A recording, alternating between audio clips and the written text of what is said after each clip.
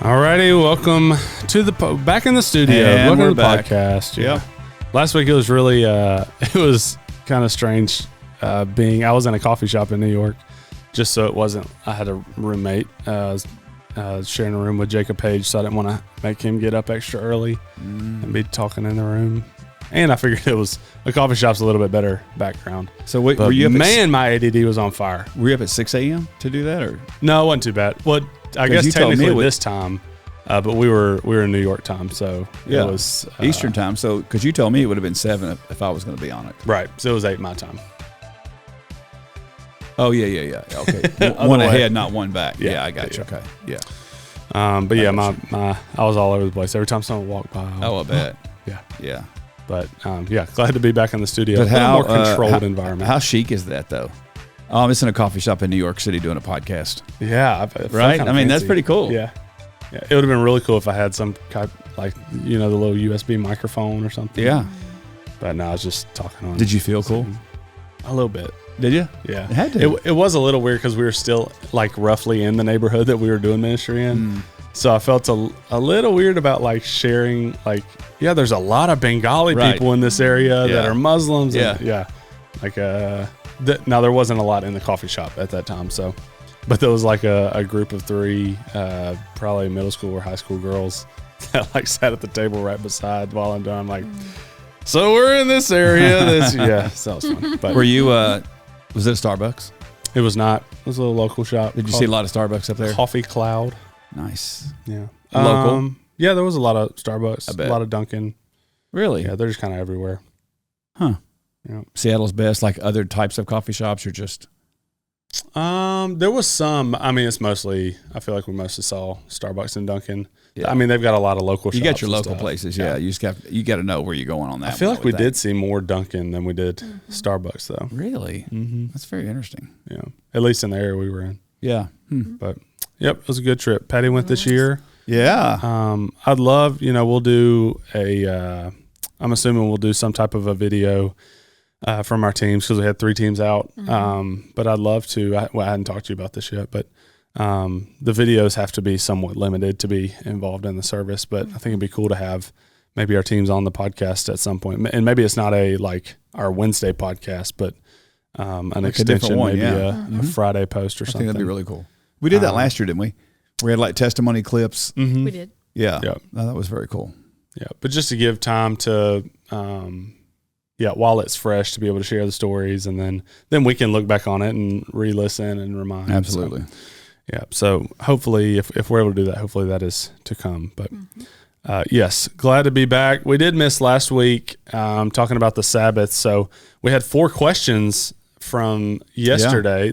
We're recording on Monday, so we had 4 questions on the honoring your parents message, but I at least wanted to hit a little bit on You the know what you Sabbath didn't message. notice? You know what you didn't notice? What's that?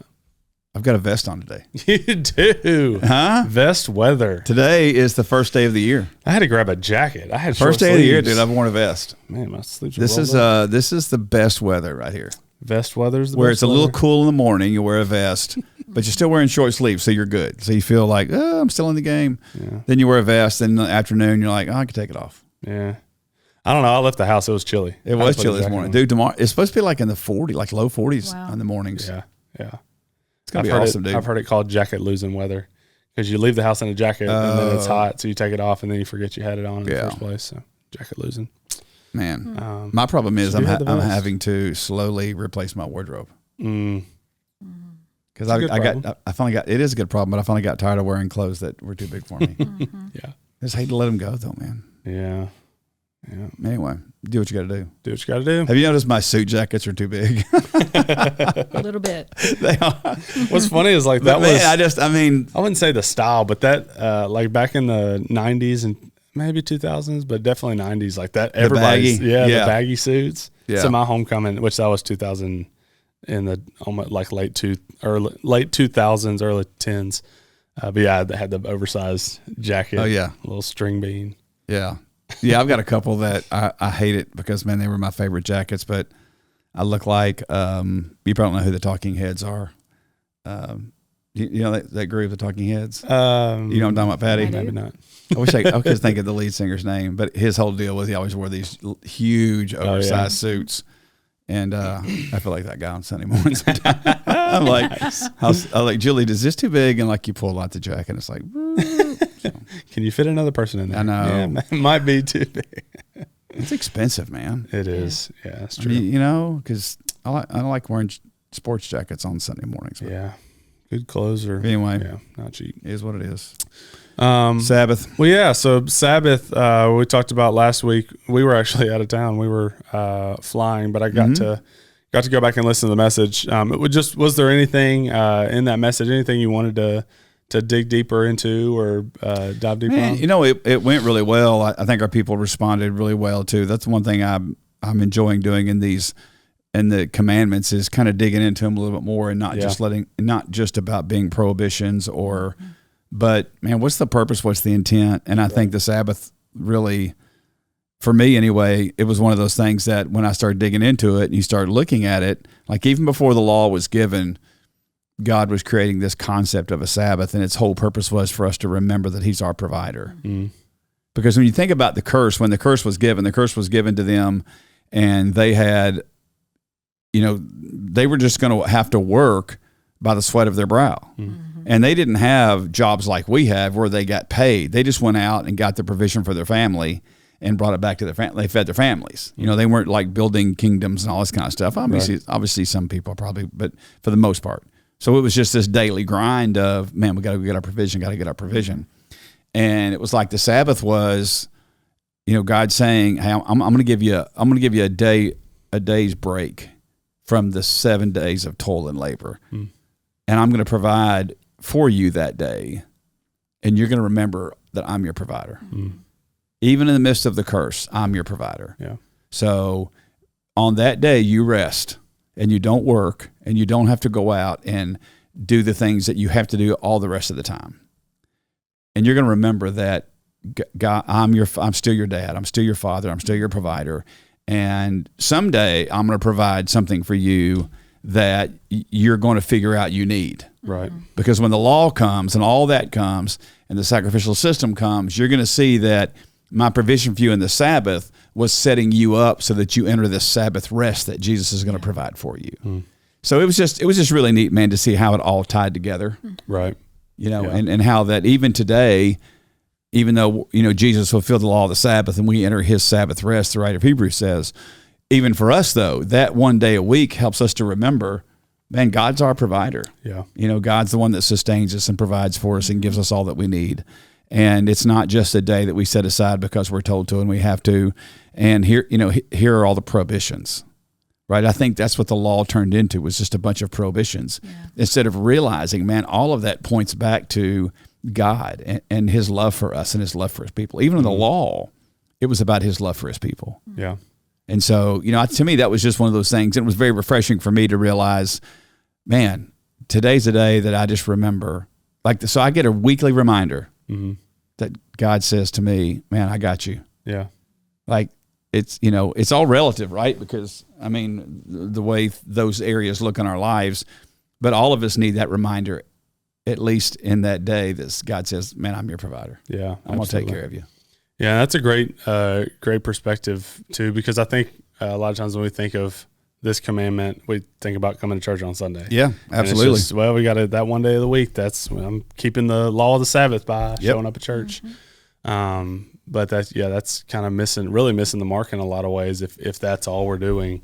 And I think in the culture that we live in too, we tend to crowd our schedules and our calendars so much that a lot of times we neglect this. And sometimes even we lose sight of the Sabbath and the rest side and the relying on God side, because we're so, even to a work standpoint, like we're so caught up in making sure that we're providing for our family or making sure that we're not getting behind or whatever it may be, that we sometimes even forget just to take a second to stop and to spend time with him. Or it's like we work so hard that we just want to rest and do nothing and completely forget about spending time with him anyways. Yeah. So we can lose it on many sides. Well, and I think even the concept of, remember the Sabbath and keep it holy, right? Keep it separate. You know, so there's just a view that I'm separating it from the rest of my world, because the rest of my world is me just having to deal with the curse. And the curse is me having to work hard to provide for my family. Yeah. That's just a part of the curse. And so I get a break from that. I get a reprieve from that. And so in that reprieve, man, I'm thinking about and meditating on this idea that God is my provider. Yeah. So it's not just about checking the box and attending a service like you're saying. Man, it's really about remembering. So when I come to church and I'm with God's people and we're sharing, you're remembering God's like, man, this is your day. This is my gift to you. My gift to you to remember that. So, you know, focus on that. You know, it's like him saying, I mean, God cursed Adam. He cursed the ground that Adam was to work now. But even him being the one who cursed said, I'm going to give you a break from that. Yeah. You know, and that's just a gracious God. I mean, we deserve to have to work 7 days a week. Yeah. But he's saying, I'm going to give you a break from that. Yeah. You know, so it's weird being convicted on a message like this, because usually when we're convicted, it's like, well, I'm not doing something I should be doing. Yeah. This one's more of a, like, I need to stop doing so much. You know what I mean? Absolutely. Like the conviction is more that we need to take a step back, like being convicted to rest, and not just rest, but to rest in him. I loved when you, I can't remember if you brought it up in the message or not, but in service planning, you talked about just recreation. We talk about recreation and the root of that being to recreate. Yep. So going back to just taking time with our Creator, and then just taking time to be with him and find our sustenance. John loves that word, sustenance. Sustenance. He usually uses it for, hey, do you want to go to lunch? And I said, and have some sustenance. He just says, you want to get sustenance. Yeah. But finding our sustenance in God. Well, and I think when you think about that, because when we think about recreation, we think about something that just go out and have fun, something you enjoy doing. Right. But when you look at the word, it's really recreating. And so there's this idea that in that we're to find rest. Yeah. You know, so when I go out and do that's like when I go out and play golf with my son or some guys from church or whatever, like I don't want that to be a competitive environment, because that's not fun for me. Yeah. Right. Because if I'm gonna get stressed out and get into something, I'm gonna be at work. I'm gonna do, you know, right. I just want to go out and enjoy it. And, you know, most of the time I play, I don't necessarily keep score. I just like to play and hit and don't worry about it. And, you know, I'm over the days of thinking I'm a professional golfer, you know. Yeah. Oh, I didn't shoot 2 over par today. Well, okay. Yeah. Just go have fun, you know. And so, but that's that recreation that sometimes we just got to clear our minds. We got to clear our heads. We have to, you know, and people think, you know, like, I mean, I remember when I had small kids, going on vacation with all of my small kids was not recreation. You know, it was work. It's just a lot of work, and you're just in a different environment. You know, you learn and realize that. And so sometimes you got to sneak away and you got to find some time to recreate, to clear your mind, to get ready, to get prepared, to, like, we have to have that. Yeah. You know, and if we're not finding time for that, then, I mean, we're going to suffer from that. Yeah, absolutely. Just kind of along the lines of Sabbath on Sunday, it's not just church. I thought back to a little while ago when maybe when we were in 1 Corinthians, but when you were talking about they would have their Sabbath on Saturday in that time, and then when they started meeting together, like when the first church was born, they would have Sabbath on Saturday, and they wanted to start their week meeting together in worship. So that's when they started meeting on that first of the week, which would have been Sunday. At that time, do you think that's kind of how we've got to having because I think when we were talking too, you mentioned that they had actually a 6-day work week instead of a 5-day. Right. That's right. Do you think and it may not matter to this conversation, but where we've got to where we're like, well, we still need to rest on Saturday, and now we're going to take Sunday as our new Sabbath worship day, but still not work, and then now we've got a 5-day week. Yeah. I don't know if there's an answer to it's they did work. I mean, they worked 7 days a week. Yeah. You know, and they were told don't do that. Like, don't do that. But because you got to think too, a part of working 7 days a week convinces me that I am my provider. That's true. I'm the one that provides for me. And then it's easy for me to get greedy, to want to get more, to do more. And God was saying, no. stop that. Don't take one day. Don't do that, and just rest in me that I am your provider. Yeah. Right. So there's a lot wrapped up into that, other than just right. Because now we have a 5-day work week, and we have weekends. So.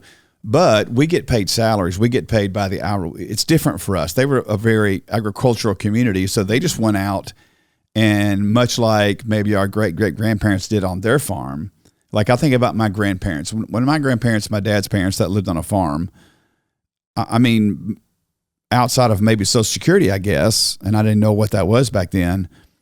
I mean, my grandparents didn't, I don't ever remember them working. But they worked all the time. He had a garden, he had cows, he had some pigs, he had some chickens, and everything we ate was what came from their farm.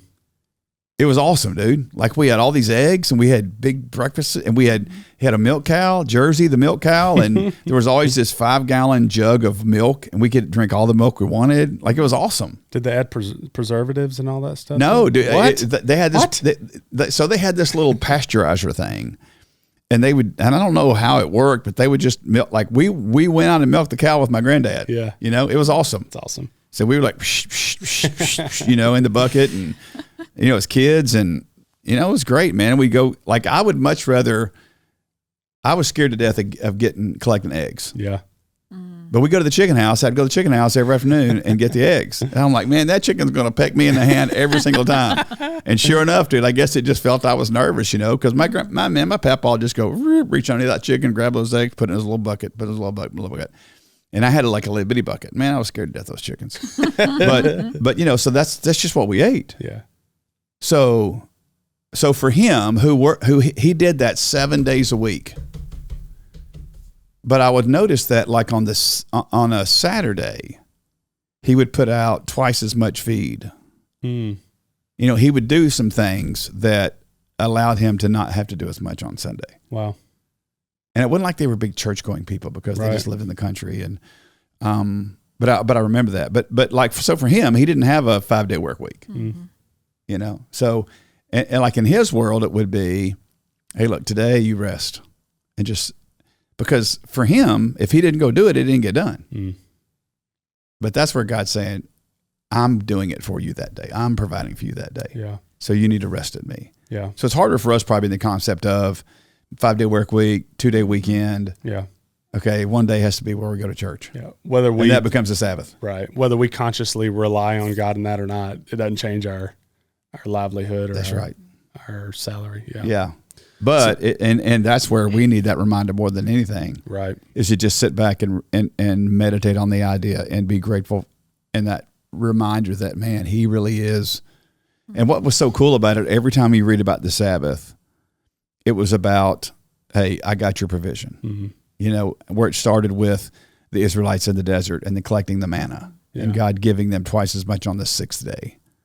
And and not only that, every day that they collected manna, whatever they had left would ruin at the end of the day. Yeah. Like, he did not want them to collect enough for weeks and weeks at a time. He didn't want them to. So this is where it gets crazy, because I can't, you got to make correlations, but it's like God wanted them to know, I am your daily provision. So, like, I don't need you to go to the bank and deposit your manna. You don't need a savings account with a bunch of manna in it. You don't need your 6-month reserve of manna, right? Like, I could go down that road if you really want to look at the scripture and go, man, honestly, God expects us to live one day at a time. Wow. Now, that's scary in our culture, dude, because our world don't work that way, right? Yeah. But even when Jesus taught the disciples to pray, give us this day our daily bread. Yeah. So there's always this view that, man, God is supposed to be our daily provision. And he just wants us to remember that. Yeah. I'm not saying there's anything wrong with having savings accounts and all that kind of stuff, whatever. Yeah. But even in the midst of our culture and the way that our socioeconomic world works and our economic system works, we still have to realize and rely on him as our provider. Yeah, for sure. Yeah, to kind of maybe land this plane a little bit so we can, because again, we have 4 questions on the other one, so I'll make sure we leave time for that. But to bring some application to it, so obviously in your grandparents' context, looks a little bit different. It really makes it probably make a little bit more sense to this passage and what it means for us in our world of salaries and 5-day work weeks and all that. What does this look like practically for us to live this out and to remember the Sabbath and keep it holy? I think we have to be more intentional. Yeah. I think even us as believers who grew up going to church on Sunday and our kids are we've got to be more intentional with the purpose of that day. So it's not that we're bound by that day. And I think this is something that Paul was very clear on in the Colossian letter.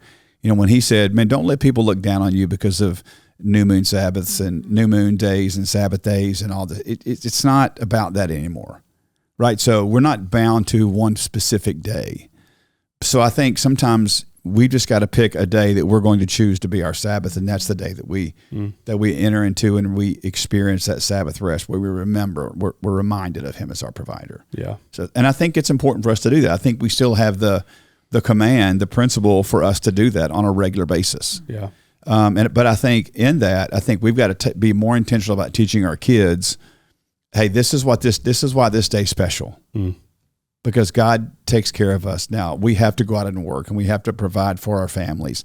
But there's one day God says, I want you to set aside and remember that I'm your provider. Yeah. And so today so I think being more intentional about that. Yeah. And then all that points to Jesus, because at some point in our kids' lives, they're going to realize their need for a Savior, and then we can come back and say, well, let me tell you why we recognize this day. Yeah. Because there would come a day in your life that you're going to need Jesus. You're going to need something you can't provide for yourself. And this is where God steps in and provides His Son. Yeah. So we enter His rest. Right. So then it all makes sense. Like my salvation connects back to the Sabbath concept. And it all makes sense now. Yeah. Because it's pointing to something. Yeah, absolutely.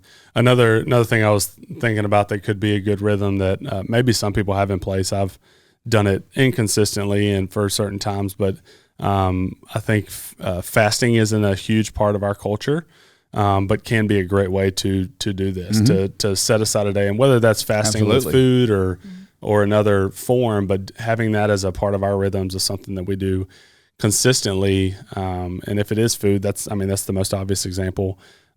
Setting aside a day to not eat food 24 hours just to remind ourselves. For me, it's always been when I fast, it's removing food from my life, which is something we need for life. Like it sustains us, gives us energy, but removing that from a day to rely on God on that day. And the times that I would be eating, or the times that I feel myself being hungry, spending time in prayer, thanking Him, praising Him, just spending time with Him.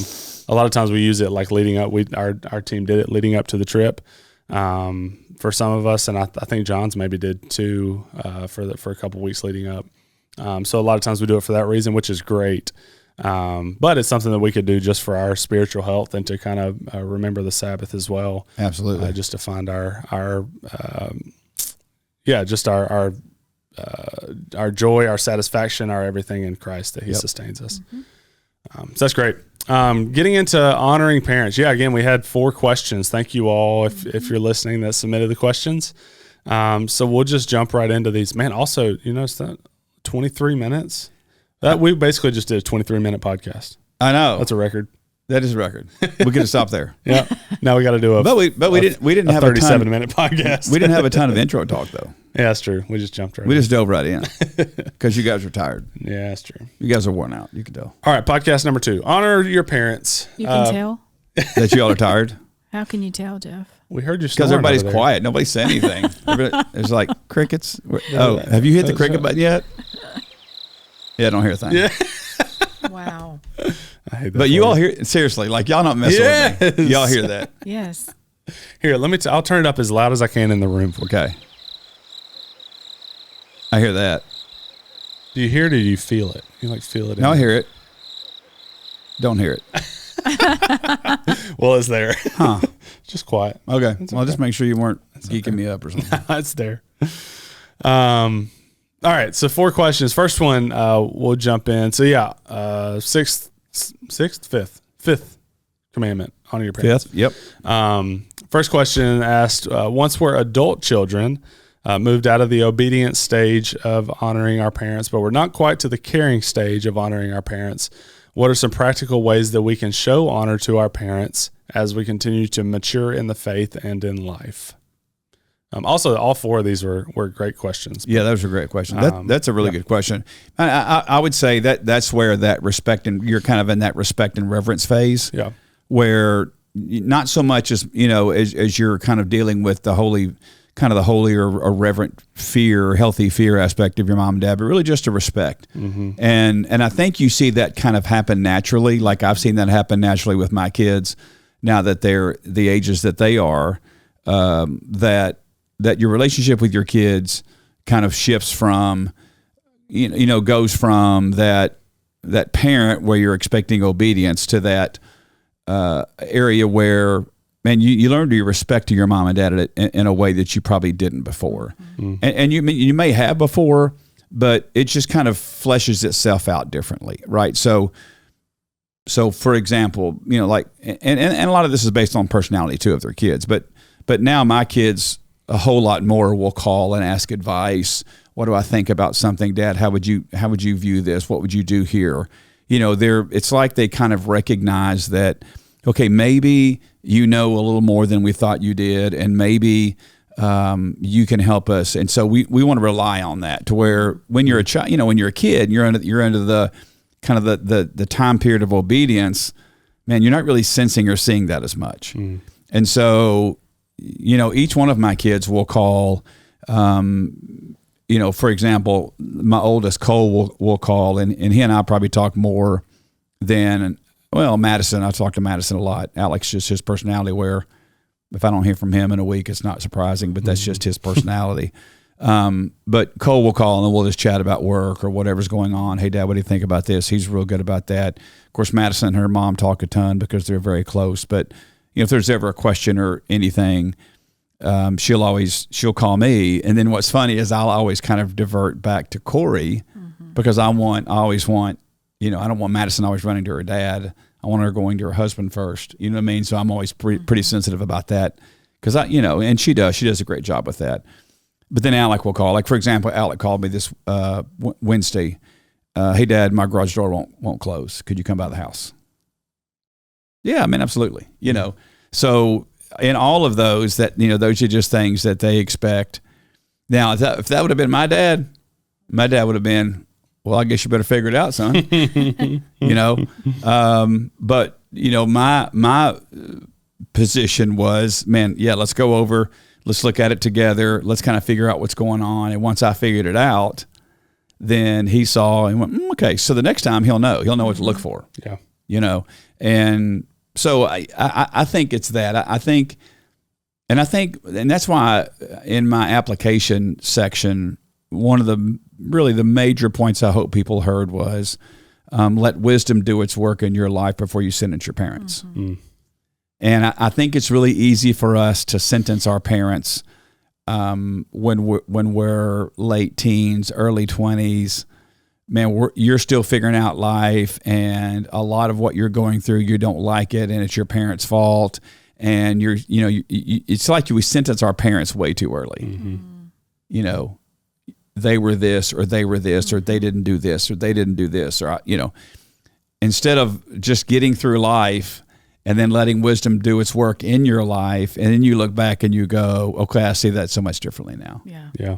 And so I mentioned this maybe in one of the services, but if I could, and I've actually got it on my computer upstairs, if I could go print off what I read at my dad's funeral and read it to you guys, you guys would hear these things and you would go, man, I can't believe a dad did that. Like, I can't believe a dad would do that, But as I look back on all of those things that Dad did in my life, just like when he took me to school and he dropped me off and literally, I'm just telling you, I mean, it's like I can see it like it was yesterday. He got me a trash can, an alarm clock, and $20. And he said, hey, have a good life, son. And he drops me off in Jefferson City, Tennessee. Yeah. And it's like, call collect. I'm not going to accept it. Just let me know you're okay. Yeah. But that, I mean, his mentality was, I've done my job. Yeah. Now go live your life. go do what you need to do. And I've done everything I can do to get you here. Now you go live your life. Now I look back on that. I'm like, it's the best thing you could have done for me. And it was so funny when I got in school but I mean, that was just my mentality, right? I had a scholarship, food was paid for. I had a little job, back then we didn't have NIL money, right? I mean, none of that stuff happened. But I had a job where I unlocked a combination lock in the wrestling room, and I got paid a couple $100 a week to do that, right? So I had a little spending money, but it was work study, it was legal. And then I start discovering, like when I started dating Julie, I started discovering that like she had a bank account and like her parents put money in it. I'm like, what? Because I never forget, man, we were dating one time and she goes, I need to go by the bank. I'm like, the bank? What do you need to go by the bank for? Yeah. And she was driving because I didn't have a car. Yeah. And she was driving. I was on the passenger side. And she's like, yeah, I got a checking account. I said, oh, that's cool. Do you have a job? Do you work? Yeah. No, my parents put money in it for me. What? What? Like, how often? I don't know, just weekly, monthly, like, and it's just what normal parents do to most kids that go to college, right? Yeah. They just, I'm like, dude, it blew my mind. I'm like, I can't believe, like, how does that work? Like, that's the greatest thing I've ever seen in my life. She goes, well, I'm like, no. But man, I'm telling you, dude, and I say this all the time, man, she was the most giving, but see, her love language is gifts, giving gifts. Yeah. She was the most loving, generous person I'd ever met. Yeah. Because she would take that money and like buy me clothes and stuff. Yeah. So like the first, like, cause man, I just don't know, man. I just didn't care, if I'm in jam, shorts, t-shirt, like there are pictures of us dating. I'm hanging out at her dorm.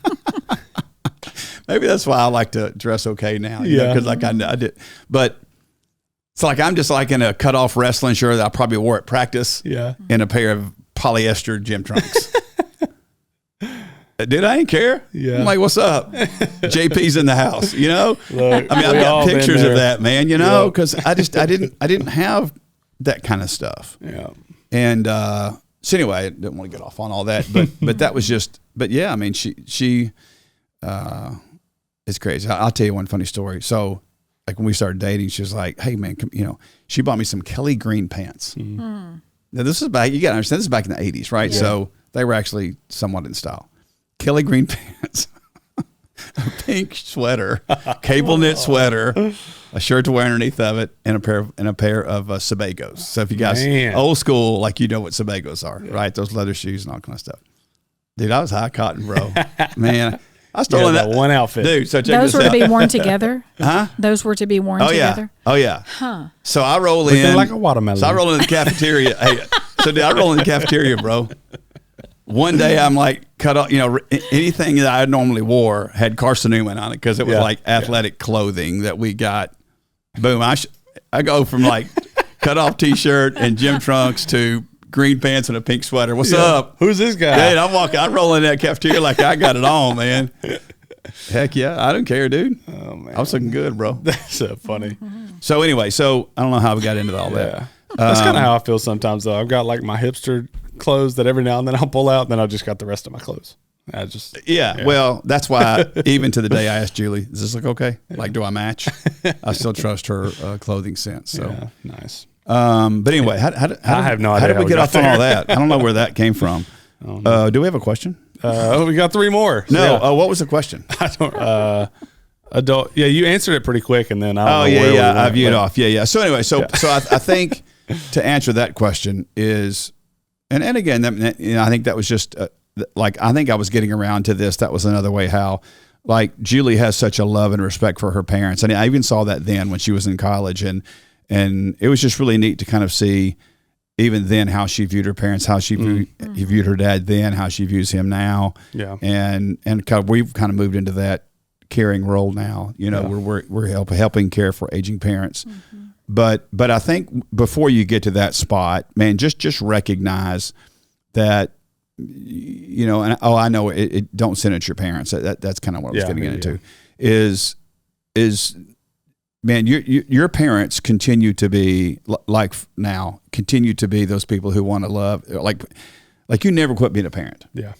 You know, it doesn't matter what phase of life you're in, you're still wanting to pour into your kids' lives to help develop them because they've never been where you've been. Right. So, you know, even now as my kids are parenting their children, you know, we're still trying to help develop them in that. And here's the important thing. So I would just say, hang on to that principle. You mean, don't sin at your parents until wisdom does the work in your life. Yeah, absolutely. You know, so that you can have a good perspective and that respect. Just continue to see how you're moving into, man, that respect for your parents. Yeah. A couple more just very practical questions that were asked. How's the best way to honor our father and mother when they've both passed away? Man, that's a great question. Because I, you know, my dad's passed, and so I think about that, and I think a lot of the ways I continue to honor him is I just tell his stories, you know, and so I tell his stories to my kids. Sorry. Yeah. There are just times when it just hits you, you know, and you go, because I have so many cool stories about him. Yeah. That I look back now and think, man, I wish he was here. Yep. So I could tell him how I view those things now. You know, hey, Dad, remember, because it just, like, what dad lets their kid push a Volkswagen that won't start, and the only way you're going to start, you got to jump in and pop the clutch. And like, what dad lets his kid drive that car to college? Yeah. I mean, what in the world? Yeah. But I didn't care. I'm like, I got a ride, man. I got my own car, you know? I'll jump in, push that, jump in, pop the clutch, on I go on my little black bug.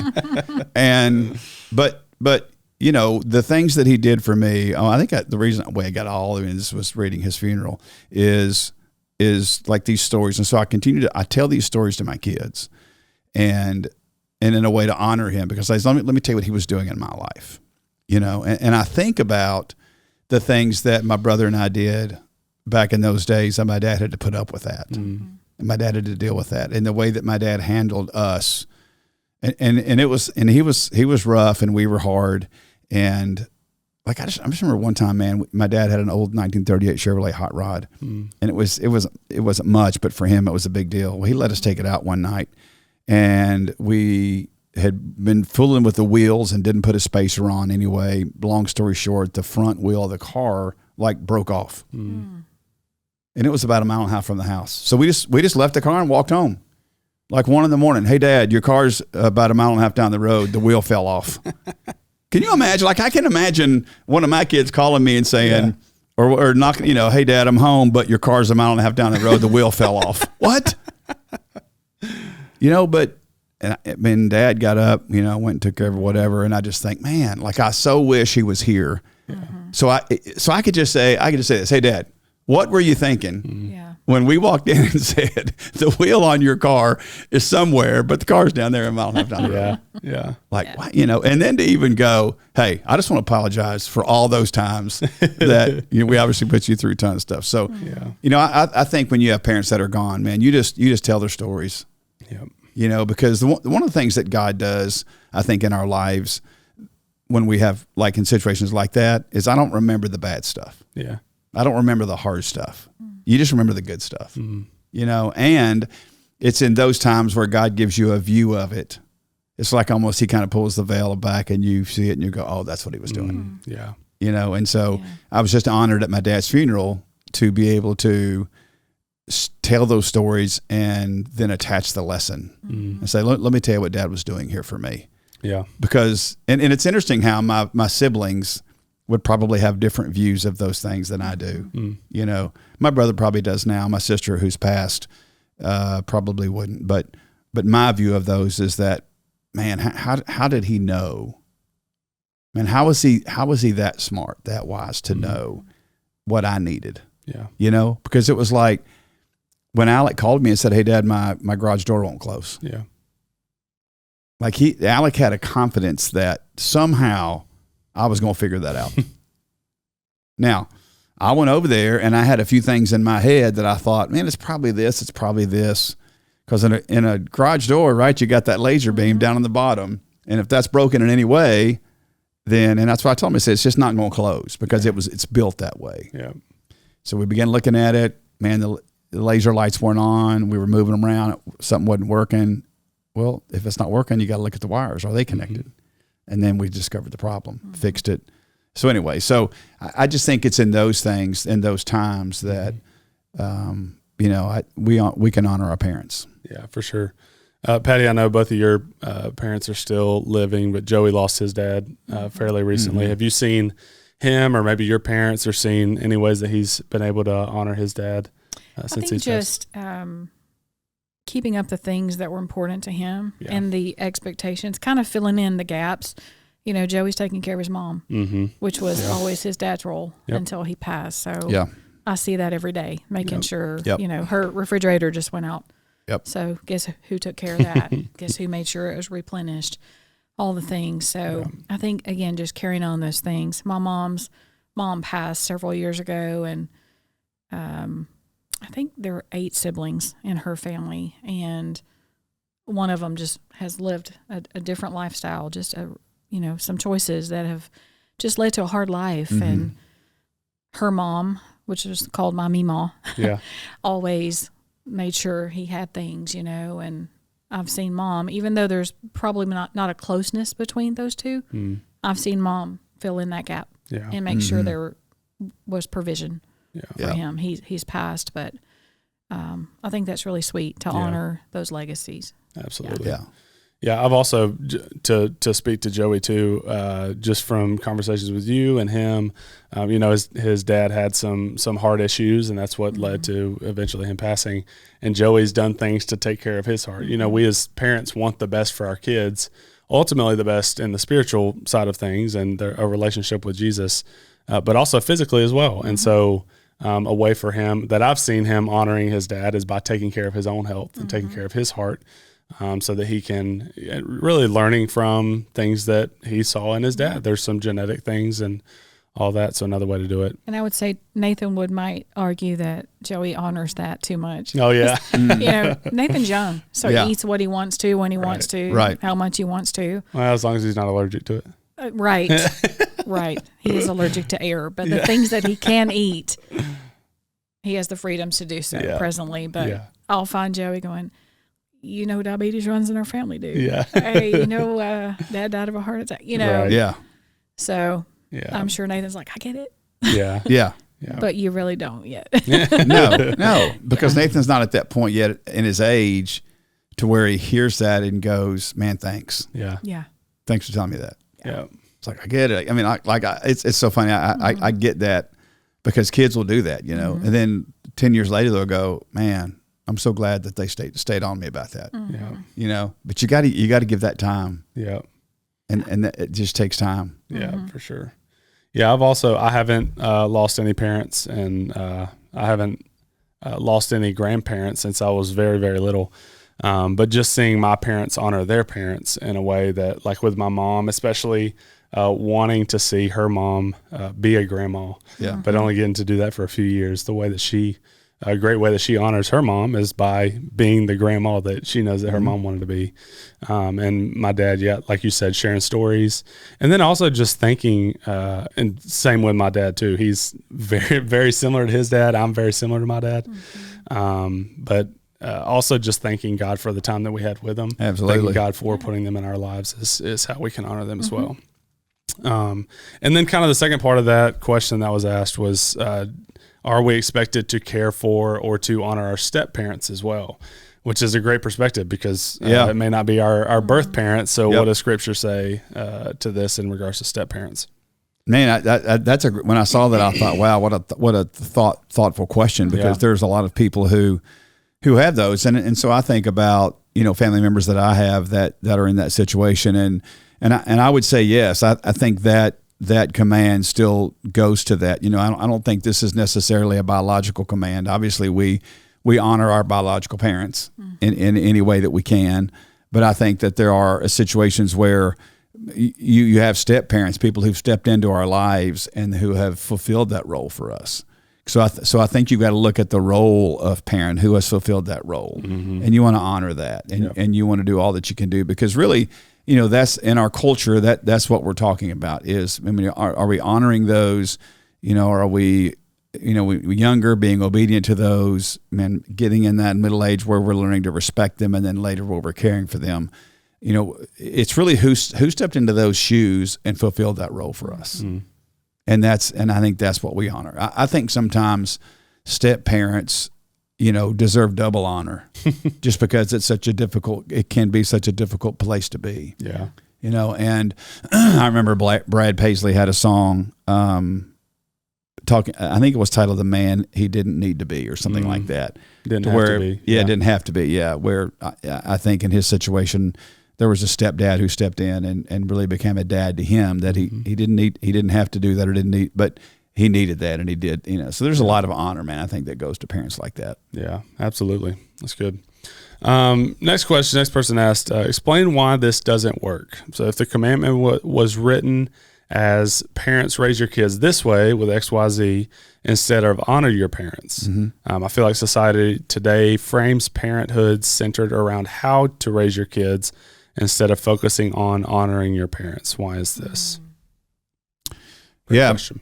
That is a great question. And I would say that if we lived in a perfect world where there was no sin and no selfishness, then we could start with honoring our parents. Yeah. And I think that's really because I think God's ideal world, his standard of righteousness is that we have just unfettered honor for our parents. Yeah. And we don't, because there are tons of people in the world who don't honor, respect, their parents. And so again, it goes back to that training process. I think that's why Paul connected obedience to this command.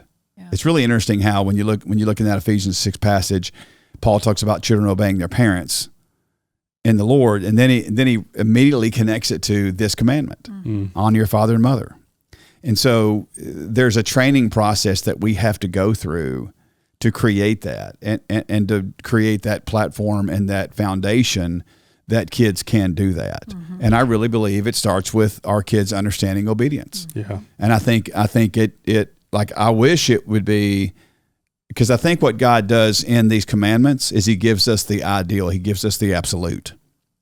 Now, the understanding and the explanation of that comes in the rest of the scriptures, right? We'll see that this weekend when we get into thou shalt not kill. Yeah. Right? Man, that's it's actually the shortest command of all the 10. Yeah. But there's a whole lot packed into that. What does it really mean? And how do we, so I think this one is the same way. Honor your mother and father. Okay. That's the absolute moral standard. How do we get there? Yeah. And I think it starts with, and I think that's why Paul connected the two in Ephesians 6. It starts with what we do with our kids when they're growing up, when they're young. Are we creating an environment? Are we creating as parents a foundation that our kids can honor one day? And it really does start with, man, us forcing our kids, teaching our kids obedience. I mean, think about this. The writer of Hebrews says Jesus learned obedience. How did Jesus, the Son of God, have to learn obedience? Yeah. Well, he was raised, you got to remember, he was fully God and fully man. Right. And so he was raised, and his parents taught him to be obedient. Yep.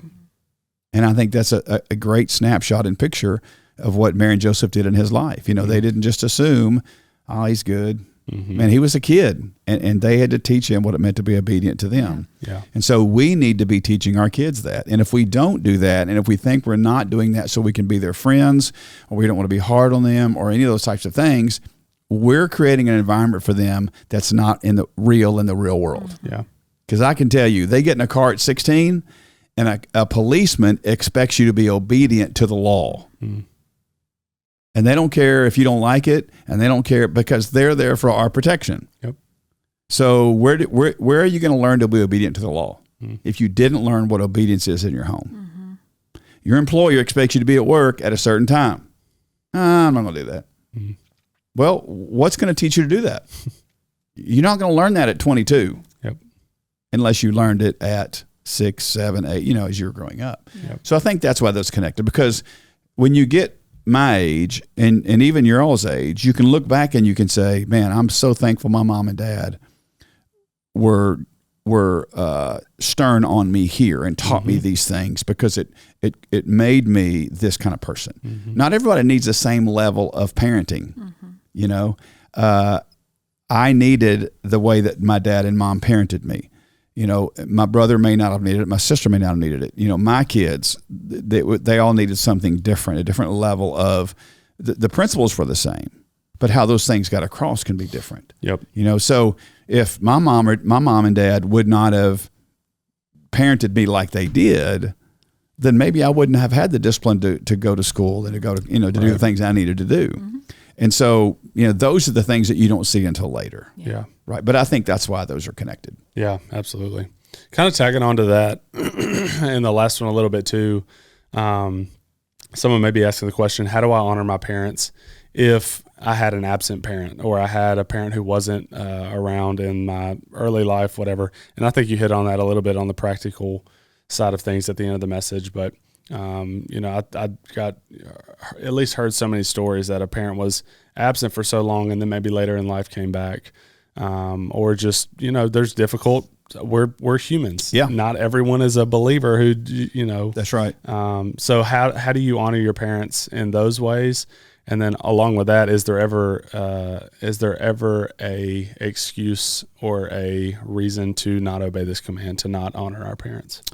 Yeah, I think that's hard. And I think that we've got to always remember that, man, we are, it's hard, man, because it's easy for me to make a comment like, God would never expect us to honor a parent who was abusive or who, man, just for whatever reason, it was just a really difficult situation. Right.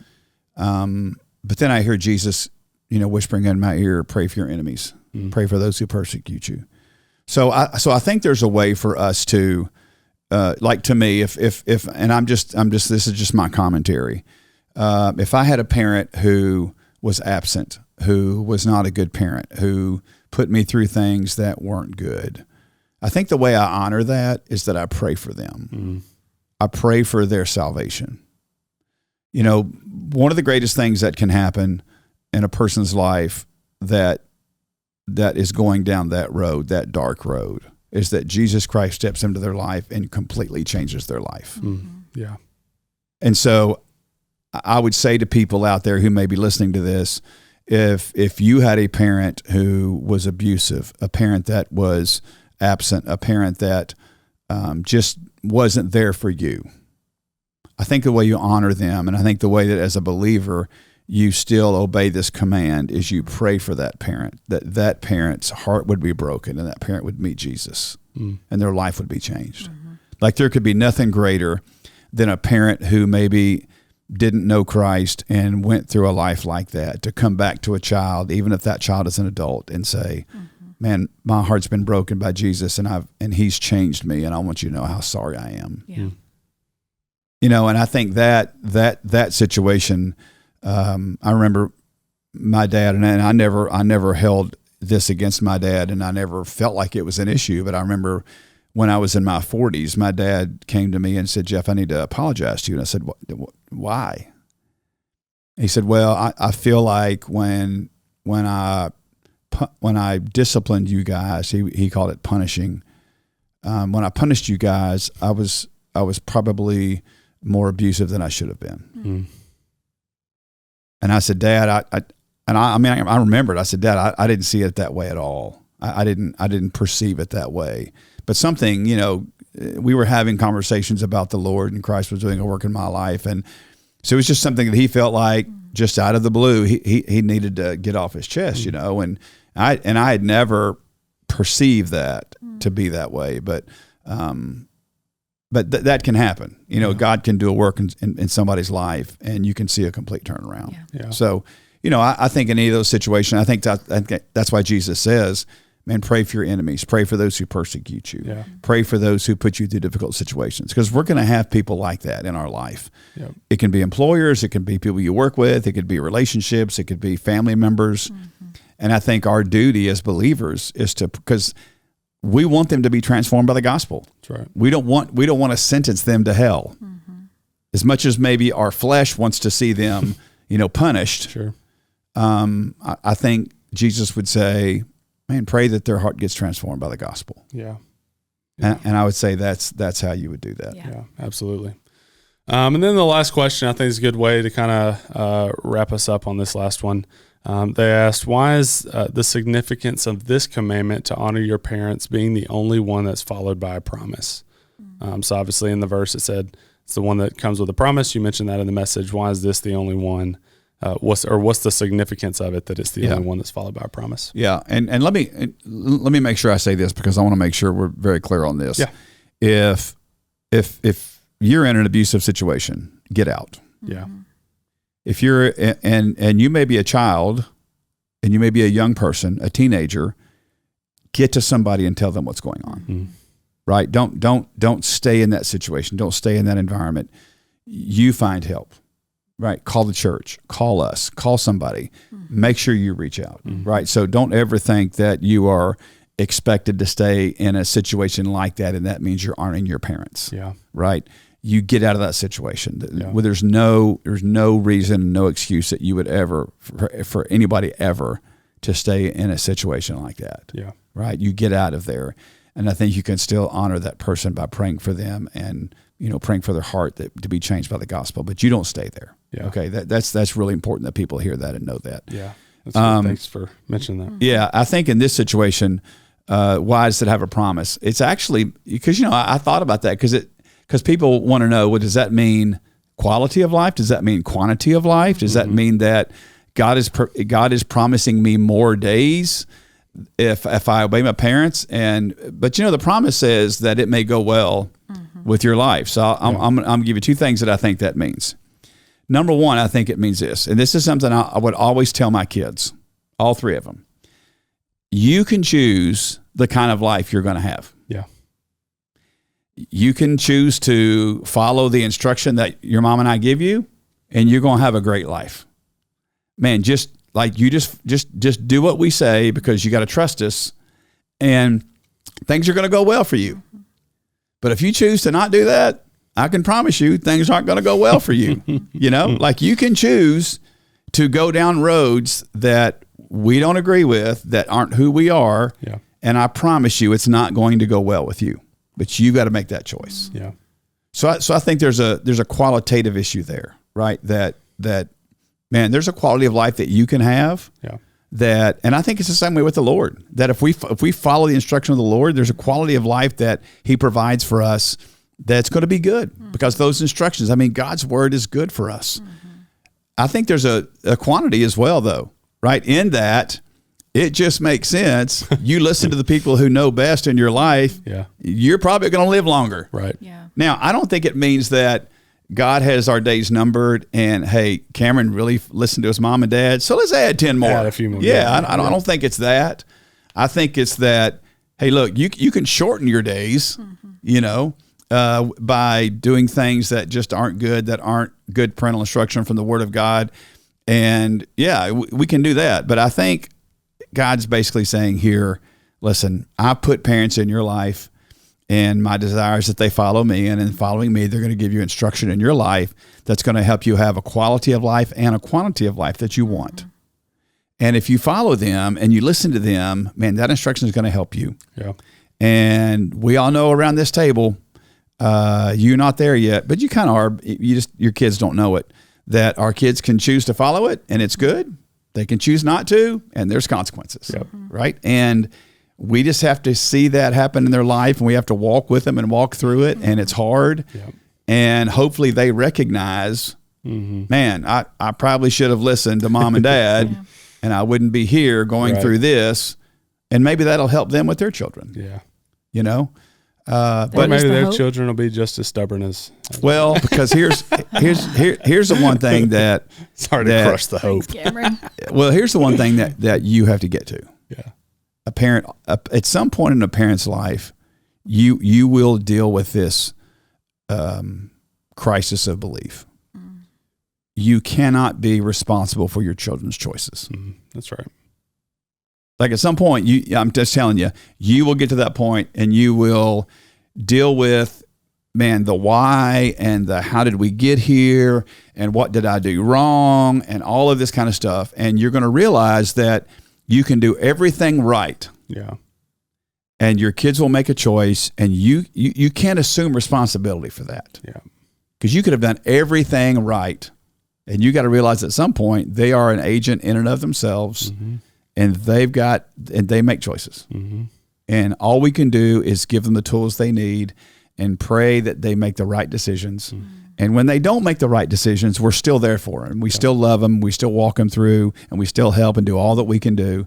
Because at the end of the day, you know, when we think about honoring moms and dads, like we are, as parents, we are modeling how God loves us and how God is there for us. And so I want my 3 kids to view, because think about this, man, like it could be the opposite. Now, my dad was never there for me. What makes me think God's going to be there for me? You know, I mean, so you've got this picture that, oh my, as a parent, I've got the responsibility of modeling to my kids what it looks like that God loves them and will be there for them. Yeah. Because we want our kids to honor Jesus and to honor God. Well, how are they going to do that if we've not modeled that? So that's why it in one of my practical points, I said, don't make it hard for your kids to honor you. Yeah. You know, I mean, we've got to be conscious about the life we live, the choices we make, and the circles we run in, and all that we do, and what we're pursuing, what's important to us. Like all those things have to be super important to us as we think about, man, am I making it difficult for my kids to honor me? Yeah. Because it really points back to that's how they're going to view God. Yeah. And that's that's a lot of responsibility. Yeah, for sure. Yeah, I was just, you think about the context of when they were given this too, when they were in the middle of wandering. I was trying to see if I could see roughly when they were given this in their wandering. But the command, the verse says, honor your father and mother, that your days may be long in the land that the Lord God is giving you. Yeah. So they have the promised land that they know is coming. So this promise of like, your parents have been through years of wandering. Honor them and respect. Like when you get to that land, you're going to have good days ahead. I've already promised that for you. So yeah, just that reminder there. Yeah, they weren't long out of Egypt when they got those. Yeah, weren't long at all out of Egypt. Yeah. I also think, great point with just us, just the practical side of that of listening from or learning from past experience. I never in school, I hated history because I'm like, why do I need to know what happened in the past? Now I wish I would have learned more because we learn so much from history. Absolutely. And there's some people who, and I'm one of these, my dad's probably listening is going to laugh when I say this, but I can list more on my hand that I know that I could bleep myself out, but just not smart people like myself just have to learn by failing. Yeah. For whatever reason, my dad could tell, or my mom could tell me 800 times not to do this or do it this way. And until I do it and see that it doesn't work the way that I wanted to do it, it doesn't. And I've come a long way in that. I've gotten a lot better. But I'm starting to see that in my kids already in their little lives. But even in some friends of mine, and I'm like, man, I wish I would have got it sooner to where I was just listen to what they said, learn from their experience. And could have been a lot further down the road in so many ways. But I think that's a lot to do with this promise that he has there. But this has been great. Yeah, great questions. Conversation. We knocked out 2 podcasts in one, just went a little. Yeah, boom. So, there you go. Good stuff. Well, thank you guys for sticking with us. And thanks for the questions too. Yeah. Look forward to next week, dude. Thou shalt not kill. Shall not kill. Yeah. We still need help. Serving our community, the communities affected by Hurricane Helene. Yeah. And so if you would be willing to donate to our trailer needs, I think those are listed on our website, hopefully. Awesome. And we also need volunteers to man the trailer to make sure that we get the items received and packaged properly. Yeah. Yeah. Yeah. And those are like 2-hour blocks of time. Yeah. We collect 2 to 6 on the weekdays and then 10 to 2 on Saturday. And I think it's Tuesday, Thursdays, right? Oh, I thought it was, I don't know. I thought it was every day, but maybe it's just Tuesday and Thursday. Yeah, my brain's tired, but I know. think, okay. Get a quick We'll be sending out some more information. Yeah, we'll send something out. Yeah, absolutely. But but just come up, sit, hang out. Like Patty said, we're boxing them a certain way so that when they get there, they can unload it a certain way. And but it's really, really simple. Just bring somebody you like hanging out with and enjoy a couple hours of rest. Yeah. Mm-hmm. Sounds good. Yep. Good stuff. All right. Well, thank you guys for listening. See you next week. We'll see you next week.